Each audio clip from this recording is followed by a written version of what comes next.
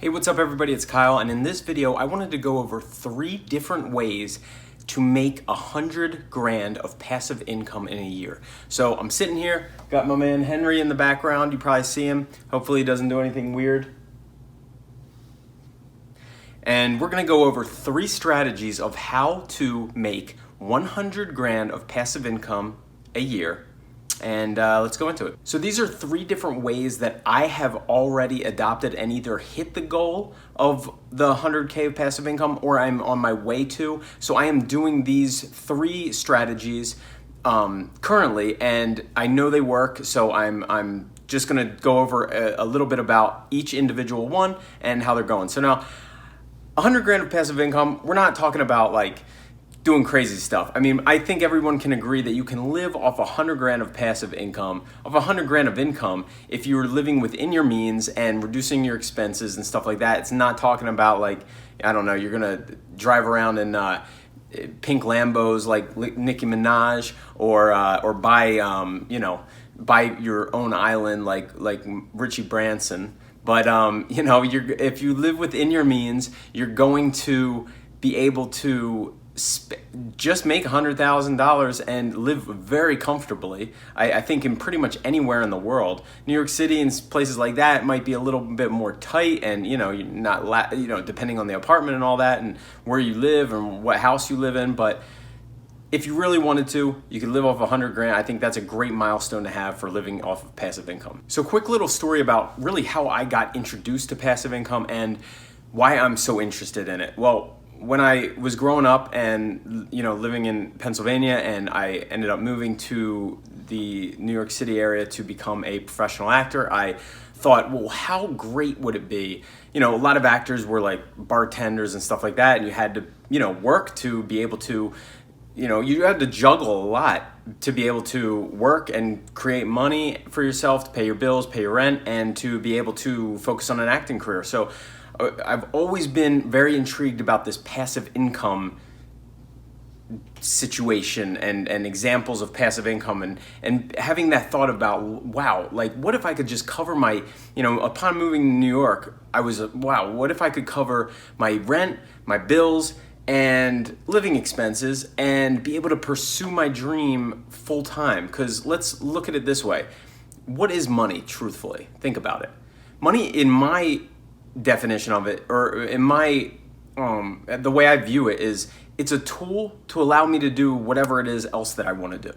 So really, you're truly free if you just don't have to think about money and how to pay your bills and pay your living expenses, but you have the money to just do so and go about your life and live whatever it is that you want to do. Spend more time with your family, pursue your dreams, and write or be creative or something like that, or sit around and watch Netflix if that's what you choose to do. But either way, it's just a tool for you to be able to do whatever it is that you want to do. It won't make you happy. The studies have shown that once you have the amount of money that it is to be able to live comfortably and just pay your bills and pay your expenses and pay your living, the level of happiness doesn't really increase much. Like if you're gonna have 1 million in the bank or have 2 million in the bank, it's not gonna affect your level of happiness. So that's really what money is, and that's my point of view on it before we get into all these 3 different ways to make passive income. Okay, so the first way to create passive income and to get on the goal of creating 100 grand of passive income a year would be to invest in dividend stocks. This is just one way of doing it, but dividend stocks. Let's take, for example, a company like T. Ticker symbol T, it's At&t. I use it, I'm a customer. I've been using it for years. It's my cell phone carrier. Everyone knows At&t. It's a company that's not going anywhere, and it's offering out a great dividend. So this is offering out a 7% dividend yield per year. So what this means is that it will pay you 7% of the money that you have invested in At&t, and they pay out quarterly. So if you have $1.5 million worth of At&t stock at 7%, where it's at now, if the stock stays at the stock price it's at now, you will make that 7%, and it doesn't raise from that. You will make $105,000 per year just paid to you off of holding that company, being an owner of that company's stock. So right there, just off of dividends, you will make $8,750 a month, which correlates to $105,000 a year just from holding AT&T stock. So how do you get there? How do you get 150? Well, you can invest 150 grand for 10 years and get to $1.5 million. So that's, if you take 150K and you can save that money a year.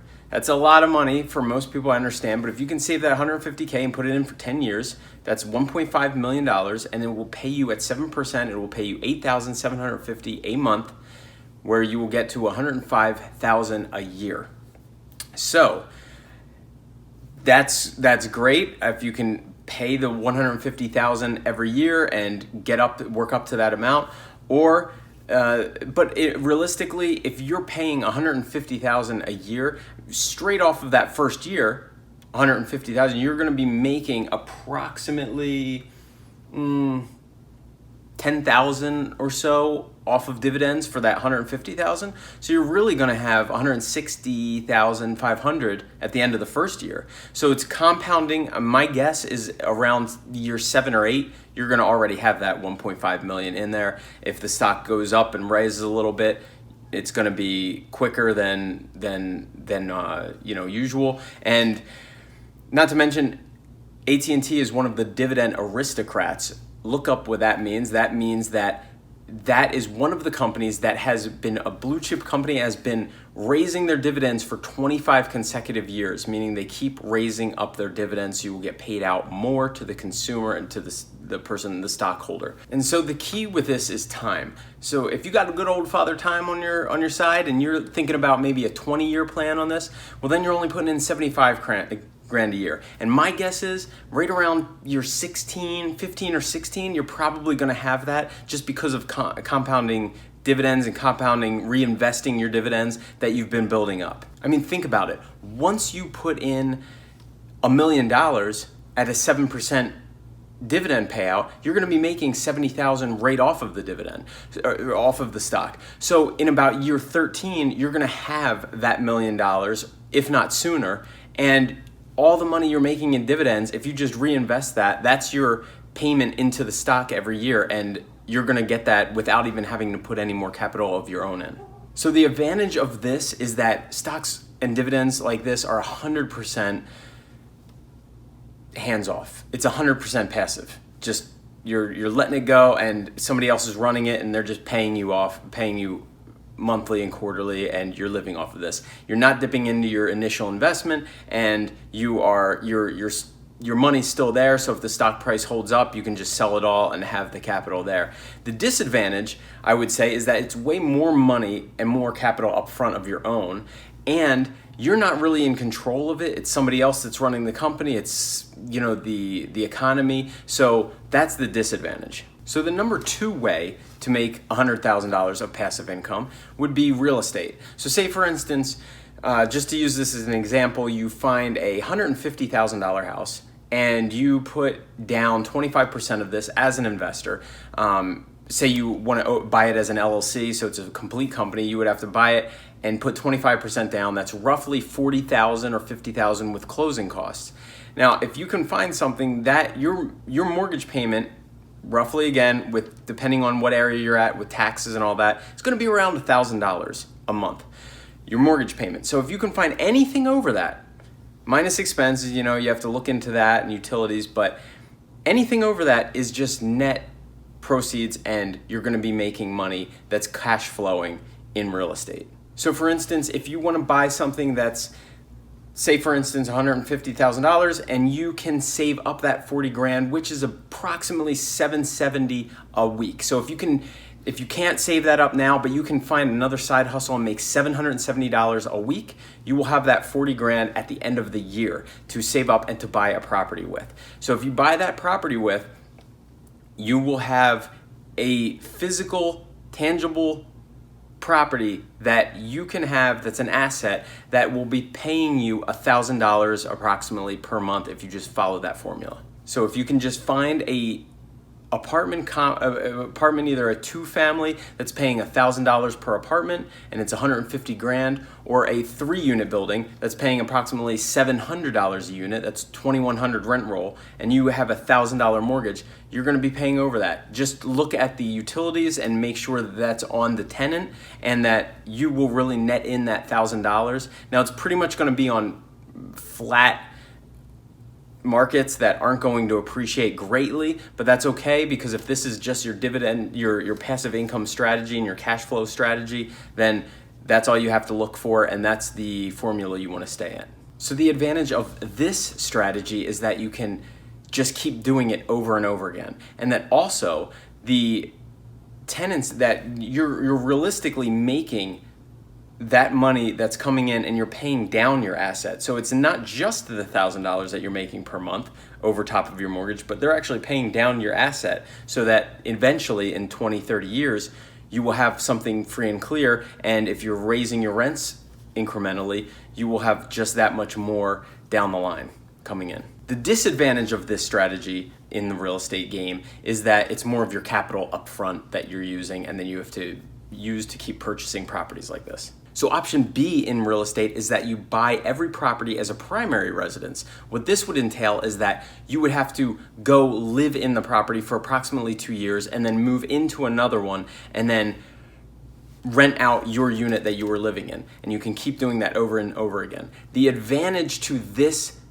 strategy is that you are only possibly putting down 5 to 10%. So on a 150 grand property or a 200 grand property, you are really only having to put down $10,000 or $20,000 because you are buying it as a primary residence, living in there for 2 years, and then moving on to the next one and then re-renting your apartment out. So the advantage with that strategy is that lower down payment each time. The disadvantage of that strategy is that you got to keep moving every 2 years. So option C in real estate is that you buy something, say in a area that the comparable properties are selling for 150 grand, and you buy something you get a deal that needs work at 100 grand, and you put $10,000 to $15,000 into it, and now it gets it up to the level of 150 grand worth properties.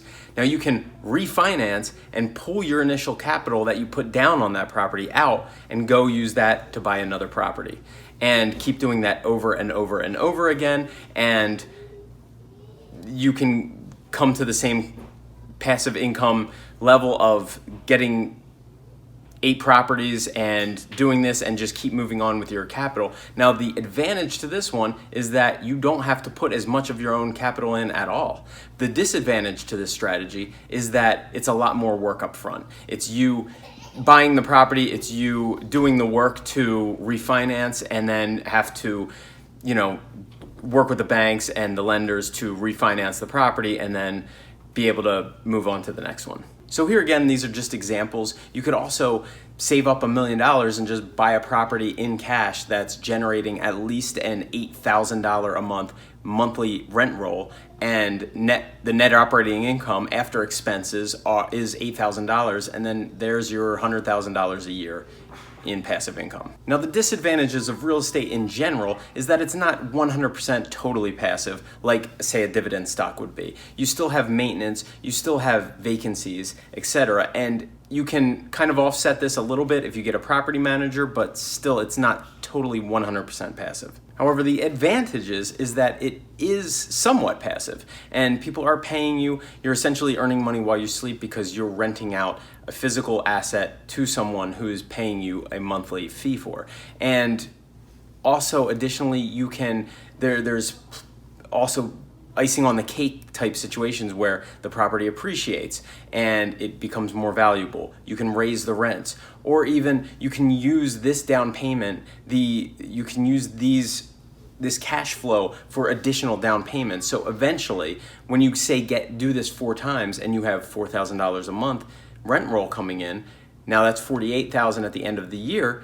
you can use that money to put down on another property. So it's not totally your money at that point. It is a little bit initially upfront, but at the end it's not. And that's kind of the strategy that I'm at now, where I'm using that kind of cash flow to be able to purchase additional properties. So the third way to try to make $100,000 of passive income a year would be invest in a business. So either invest in a business like, say, Amazon drop shipping, for example. You could sell something, an item that, physical product that you make $1 off of, and you have to sell 8,000 of them a month. Or you could sell 800 of something where you make $10 per profit, and that's your $100,000 a year. So the disadvantage of this kind of strategy is that you have to use your capital up front, and you are also at the risk of this not selling and losing your capital that you initially are putting in. The advantage of this type of passive income strategy is that you're essentially making money as you sleep, and you could also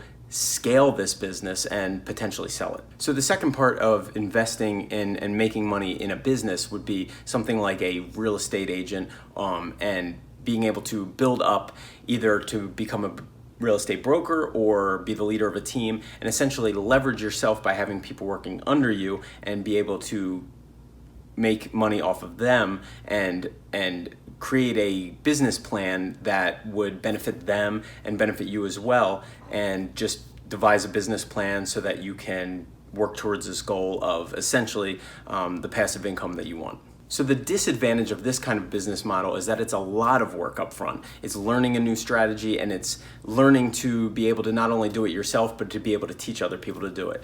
The advantage of this kind of business model is that it's not a lot of capital up front, but it's more of intensive hard work. So the third type of business investing, it would be to create some type of teachable course or an online course, and you're able to scale and potentially sell this. But the disadvantages of this would be it's a lot more intensive upfront, and it's a lot more learning and building this course up. But the advantages of this is that it's totally making money by you not putting in any capital after the initial investment of time and effort, but then also other than possibly creating a little bit of advertising for it. But essentially it's, you do it once, you set it, and it's done, and then you're able to sell this. All right, so that's all the ways that you can pretty much be able to make passive income and earn $100,000 a year in passive income. In some levels of degreeing passivity, some are more passive than others, and some are a little bit more work, but essentially all are passive in nature. And the only other way that you could potentially do it is do all three of them and be able to make $3,000 in each, in real estate, $3,000 in dividends, and $3,000 in business, and there's your $100,000 also. And that's kind of more of the mentality that I would adopt, and try to do all of them if you're intrigued by all of them, because it's probably essentially a lot easier to learn all three of them and to build them up and to just do the 3K and then be able to grow from there, because they're essentially all going to grow off of each other as you're doing it. So either way, just do one of them, do two of them, do all three of them, and I hope you like the content in this video. If you do, please, I'm going to ask you one quick thing to do, and that's to smash that like button below. Just hit it so hard it turns blue, and also subscribe if you have not done so already, and hit the notification bell so you will get notifications every time I post new content, which is pretty often.